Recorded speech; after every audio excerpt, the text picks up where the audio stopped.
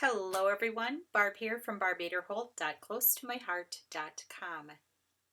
Today's project is a table decoration. This is what it looks like. It's a triangle shape and it'll stand up just like this. And I'd like to show you how I made it. Maybe I'll even tell you why I'm making it. Some of the products I used were this Loyal and True stamp set. I used the eagle and this little phrase that says home of the free because of the brave. I also used the Slimline diagonal stripe thin cut. I've done videos using this to make cards, and it was during one of those videos that I was pontificating other uses for this little die here, and that's when I thought, ooh, red, white, and blue might look cool, which is how I ended up here. I do have some almond ink, which is what I used to stamp the eagle, and black ink, which is what I used to stamp the sentiment. I have white daisy cardstock, some craft cardstock, some of our bluebird cardstock, and our candy apple cardstock. I also have some sapphire, silver, and red glitter papers because sparkly is always fun. Okay, the first thing I'm doing is cutting a piece of the white daisy down to 8.5 inches tall by 11 inches wide. I scored it at 3.5, 7, 10.5. Then I took my scissors and I cut a little bit of an angle on both of these corners, and I am going to glue this tab so that we can fold it and make it into a little triangle. You have to do a little bit of manipulating with this because it's not a square, it's a little more challenging. I always do some kind of table decoration and maybe a little candy type of decor for the Memorial Day celebration for my dad's Legion Post. They participate in the parade and they do a lot of really lovely things. Here I'm going to glue down the diagonal stripes. I'm just putting a little bit of glue. I'm hitting some highlights here, not trying to glue it all, just trying to get some of it. And it should fit on there just right.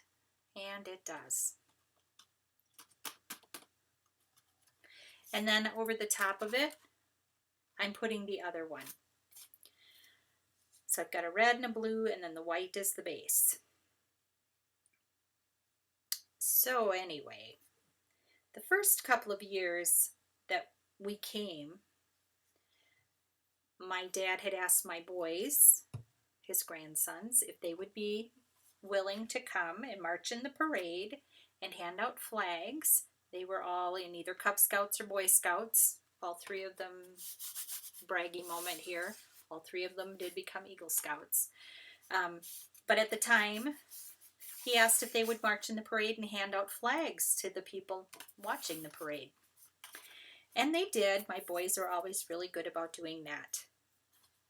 I also wanted, before I get too carried away with my story, I am putting this one. This is the normal way you would do it. I'm putting it upside down so that when you lay the correct face up, where you can see that stitch detailing beautifully, you get that kind of cross hatchiness going there.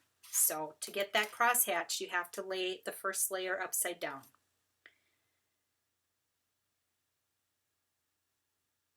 The first couple of years that we went to this, afterwards there's a potluck. Everyone would bring a dish to pass. It was held in the little town hall in this little itty bitty town. And after the first couple of years of going to this, it just dawned on me how sad it was that there were no decorations. There was nothing. There was nothing special about it. They just used the tables as they were. This was, town hall, banquet tables and chairs, folding chairs. And, most men probably don't really care about that stuff, I think, but I do. I thought it was sad that, you know, especially for my dad, who was a Vietnam vet, to not have something a little more special about that potluck. So I kept my eyes peeled, and at the end of the season, I think Walmart had patriotic tablecloths. Well, they were plastic, silverware plates, all of that kind of stuff. It was really, really reasonable. So I picked it up and saved it for the next year. And I brought it all, and it wasn't anything fancy. I did make some sort of a little candy holder thing for the tables, a little decor. Um, but it made such a difference having those probably $1 tablecloth, because I got them on clearance. And all of a sudden, it went from this kind of ho-hummy thing to a lovely little after celebration of the parade. And I have been doing it ever since. You watch for things, pick them up, keep them on hand, and it's beautiful. And I know that my dad truly appreciates. My dad is the kind who, when I make a card for him, he's trying to figure out how I made it. If I make him something that's a fun fold of any kind, he is always trying to figure it out. Back to the project. Here we go. We've got our triangle all covered. Got it ready to go. And now what I'm going to do, I put some 3D tape on here, some foam tape on the back of these just to give them a little dimension. And I am going to pop one of these on each side. And then I used the star shaker thin cuts to cut out star shapes because I thought it needed a little something at the top. It wasn't done to me.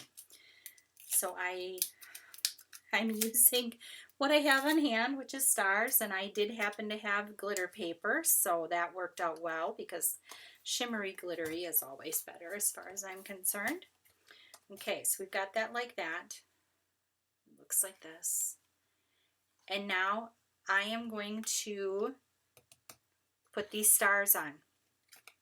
I'm using glue, and I'm just using the bits and the pieces that I have left over from cutting out all of these pieces. So this is that star frame that you would use to make your shaker out of. This is just the big star that would be a background if you wanted to use it on the back of your shaker. And then on my display sample here, I used the inside star bits that came out of that. It sounds confusing, it really isn't. It's basically just cutting a bunch of stuff and figuring out how to use all the bits. And one of the things that I find wonderful about a glitter paper is that everything just looks more festive when you use a glitter paper.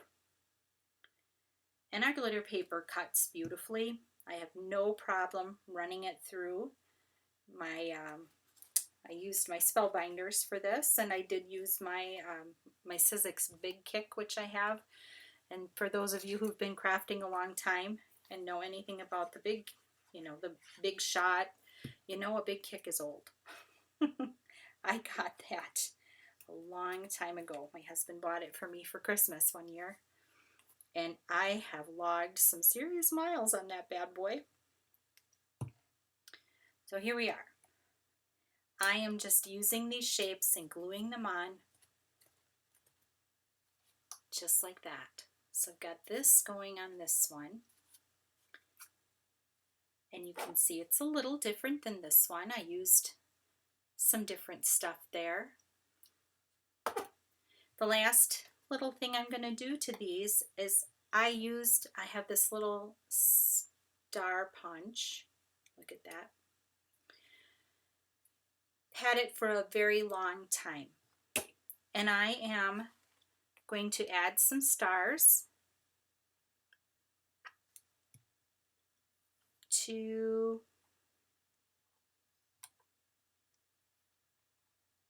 each of these. And I'm using glue. You can certainly use whatever you want. Glue dots would work well if you want to use glue dots. I find my glue to be just fine. I am putting the silver one down here. I just thought that worked better with the red and the blue going on. And this is it. With three-sided little table decoration to help those veterans celebrate Memorial Day and to help us remember those who gave the biggest gift you can give to your nation, that of your life. And there we go. Thank you so much for stopping by. Have a blessed, crafty day, and I'll see you next time.